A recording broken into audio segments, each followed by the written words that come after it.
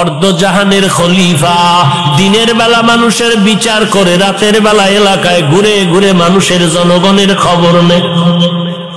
হযরত ওমর ঘুরতেছেন, এক সময় গিয়া দেখেন জঙ্গলের পাশে একটা ছোট্ট করে ঘরের মধ্যে আগুনের আওয়াজ দেখা যায়, আগুনের আলো দেখা যায়।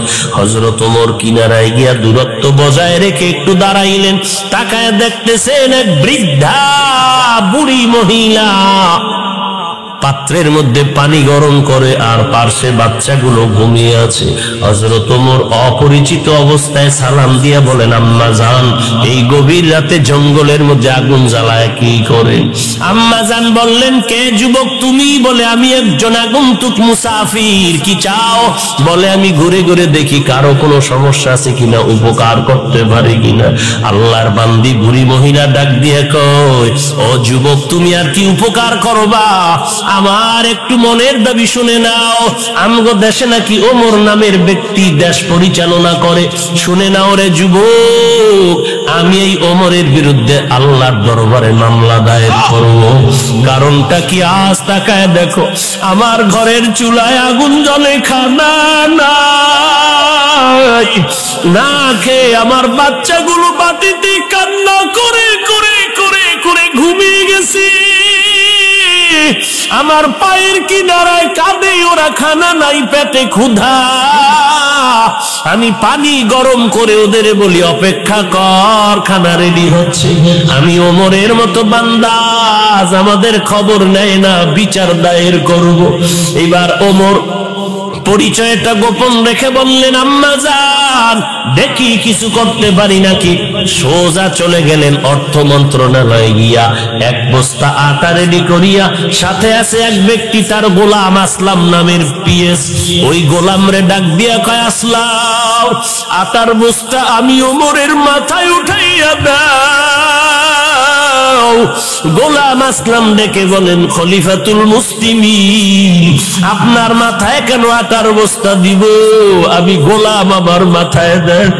এইবার ওমর ডাক দিয়ে কয়, রে আসলাম, ওরে বান্দা, ভালো করে শুনো, এই যে আমার দায়িত্ব পালন করা তো আমার উপরে দায়িত্ব, আমার দায়িত্বের জবাব কি তুমি দিবা? বলে না।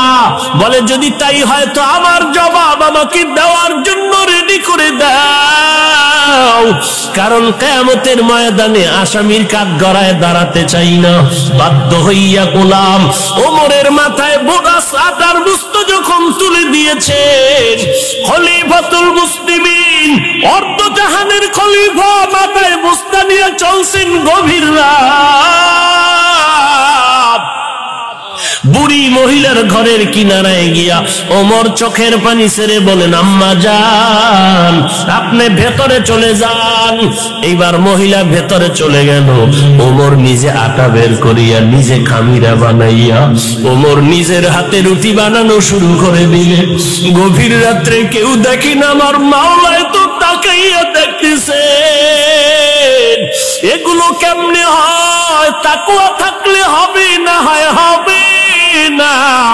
ওমর নিজের হাতে রুটি বানাইয়া বানাইয়া এরপরে বললেন, আম্মা জান, আপনি রুটি খাবেন, সন্তানের রুটি খাওয়াবেন, বাকি আটা রেখে গেলাম, আবার শেষ হলে আবার খবর নেওয়ার জন্য আসবো। এই কথা বলে ওমর বিদায় নিবেন। যখন বের হলেন, মহিলা ডাক দিয়া কয়, ওরে যুবক, একটু শেষ বেলায় তুমি যখন আসছো, আমি একটু অন্তর ভরে তোমার জন্য দোয়া করে দেই। আল্লাহ যদি তোমারে আজকে দেশের পরিচালনার দায়িত্ব দিতেন, তাহলে দেশের মানুষ আর কোনোদিন কষ্টে থাকতে পারত না। আমি দোয়া করি তোমার মতো বান্দাটারে যেন দিয়ে আল্লাহ উম্মতের খেদমত নেয়। ওমর চলে গেলেন। পরের দিন আদালতে বসিয়া মসজিদে নববীতে বার্তাবাহক পাঠায় বলে, অমুক এলাকায় এক বৃদ্ধা মহিলা, তাকে ডেকে আমার আদালতে হাজির করো। মহিলার কাছে যখন খবর চলে গেল, আপনাকে খলিফাতুল মুসলিমিন ডাকছেন, তাড়াতাড়ি চলেন, ওমর ডেকেছেন। মহিলা তো জানে না গত রাত্রের যুবকটাই ছিল ওমর। খলিফাতুল মুসলিমিন। মহিলা ভয় পেয়ে গেল, গত রাতের ঘটনা কি খলিফাতুল মুসলিমিনের কাছে সেই যুবকটা বলে দিল নাকি আমার আজ ফাঁসি হয়ে যাবে। ভয় যখন ডাকছে, আমি তো ওমরের বিরুদ্ধে কত কথা কালকে বলেছি, আজ আমার বিচার না জানি হয়ে যায়। এইবার খলিফাতুল মুসলিমিন ডাকছে, হয়তো আমার বিচার হবে, ফাঁসি হয়ে যাবে। নিজেকে শেষ বিদায়ের মনে করিয়া সন্তানগুলোর থেকে কান্না করে করে বিদায় নেয় আর বলে, সন্তানেরা চির বিদায় দাও, গতকাল আমি খলিফাতুল মুসলিমিনের বিরুদ্ধে কথা বলেছি, আজ বিচার হবে। এদিকে ওমর অপেক্ষায় আছে। মহিলা হেঁটে হেঁটে হেঁটে হেঁটে খলিফাতুল মুসলিমিনের দ্বার প্রান্তে যখন এসে গেল, দরওয়াজা দিয়ে তাকায় দেখে গতকাল রাতের সেই যুবক দাঁড়িয়ে আছে। দেখিয়া ভয় পেয়ে গেল মহিলা।